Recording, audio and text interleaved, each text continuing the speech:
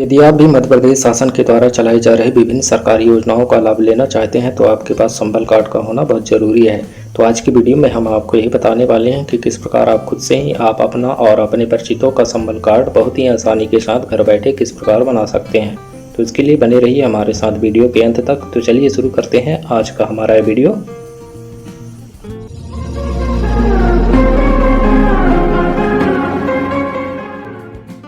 Hello everyone, SN guide में आपका स्वागत है।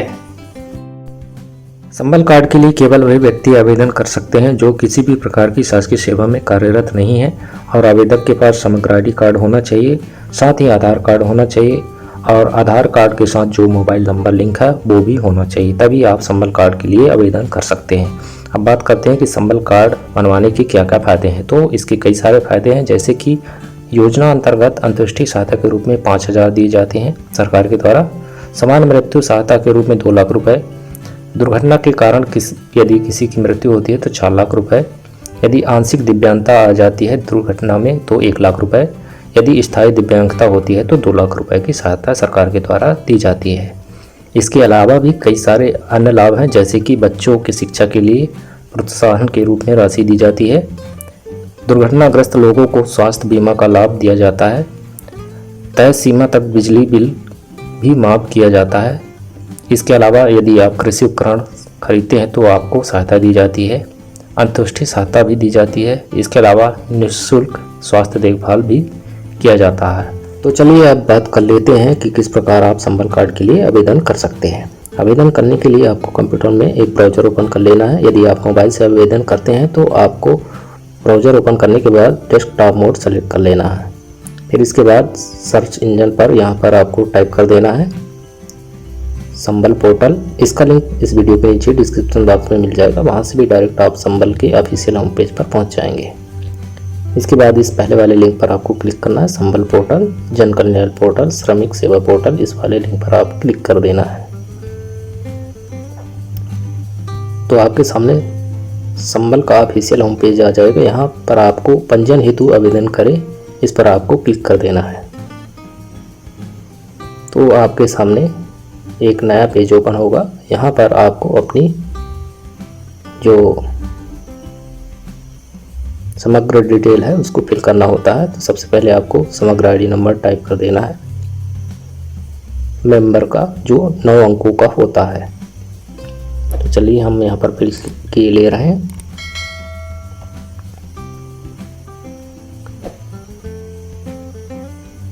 फिर इसके बाद परिवार ID यहाँ पर टाइप कर देना है।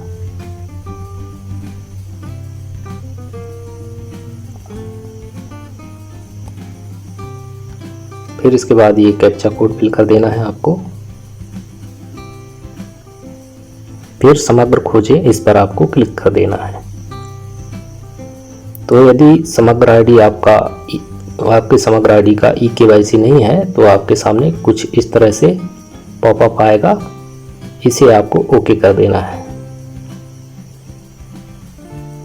फिर यदि आप इस नंबर यहाँ पर आपको जो आपके आधार के साथ मोबाइल नंबर लिंक है उसी नंबर को आपको यहाँ पर फिल करना है।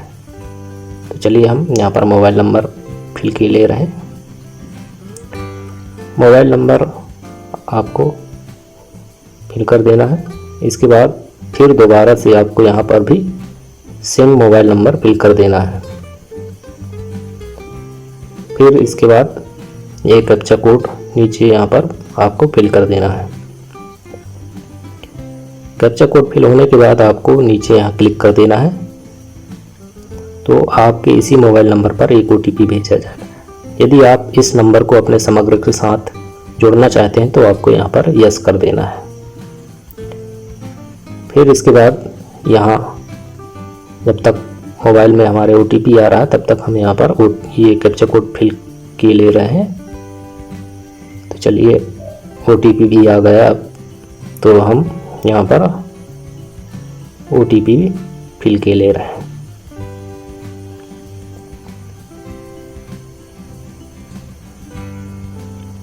फिर इसके बाद यहाँ प्रमाणित करें, आधार eKYC प्रारंभ करें, इस पर आपको क्लिक कर देना है नीचे। तो यहाँ पर आपको सबसे पहले अपना आधार नंबर टाइप कर देना है।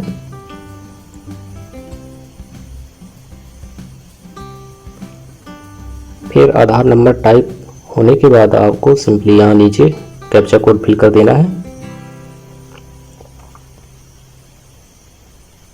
फिर रिक्वेस्ट OTP फ्रॉम आधार, इस पर आपको क्लिक कर देना है। तो आपके आधार के साथ लिंक मोबाइल नंबर पर एक OTP भेजा जाएगा। तो OTP जब तक आ रहा है तब तक हम यहाँ पर ये कैप्चा कोड फिल कर ले रहे हैं। फिर OTP यहाँ पर आपको फिल कर देना है। फिर इसके बाद आवेदक के आधार नंबर के साथ लिंक मोबाइल नंबर पर प्राप्त OTP प्रविष्ट कर eKYC करें, इस पर आपको क्लिक कर देना है। तो आपका जो जानकारी है कुछ इस तरह से दिखाई देगा, समग्र के अनुसार और यहाँ पर आधार के अनुसार डिटेल दिखाई देगा। फिर इसके बाद यहाँ पर टिक कर देना है आप चेकबॉक्स पर। फिर नीचे ये कैप्चा कोड फिल कर देना है।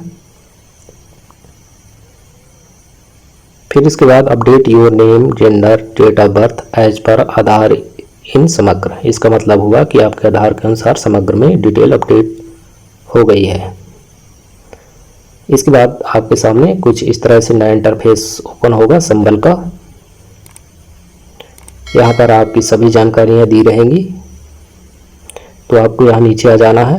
सबसे पहले आवेदक का प्रकार यहाँ आप सेलेक्ट कर लें। यदि आप श्रमिक है तो श्रमिक, तेंदुपत्ता संग्राहक है तो तेंदुपत्ता संग्राहक। फिर इसके बाद शिक्षा आपने कितनी पढ़ाई की है यहाँ से सेलेक्ट कर लें।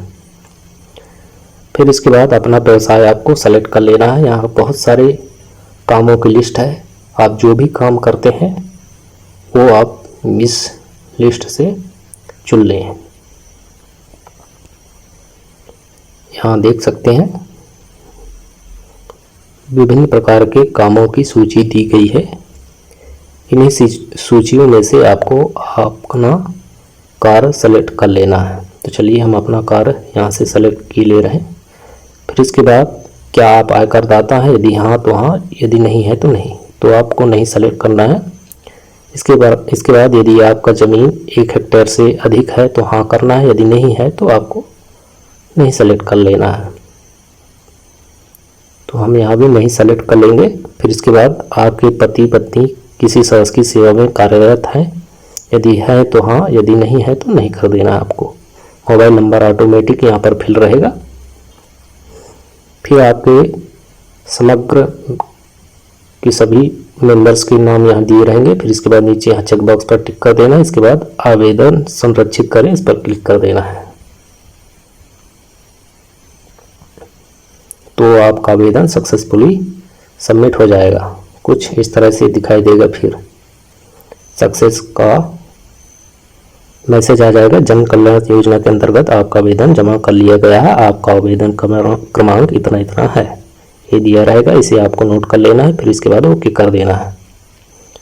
अपने आवेदन की स्थिति देखने के लिए आपको यहाँ हितग्राही डैशबोर्ड पर क्लिक कर देना है। फिर इसके बाद आपको अपना समग्र ID नंबर 9 अंकों वाला फिल कर देना है। यहाँ डैशबोर्ड देखे, इस पर क्लिक कर देना है। तो आपके आवेदन की स्थिति आपके सामने इस तरह से दिखाई देगी। यहाँ पर आवेदन दिनांक रहेगा। फिर इसके बाद यहाँ लिखा रहेगा सदस्य का सत्यापन पंजीयन नहीं हुआ, मतलब अभी आपका आवेदन प्रोसेस में है।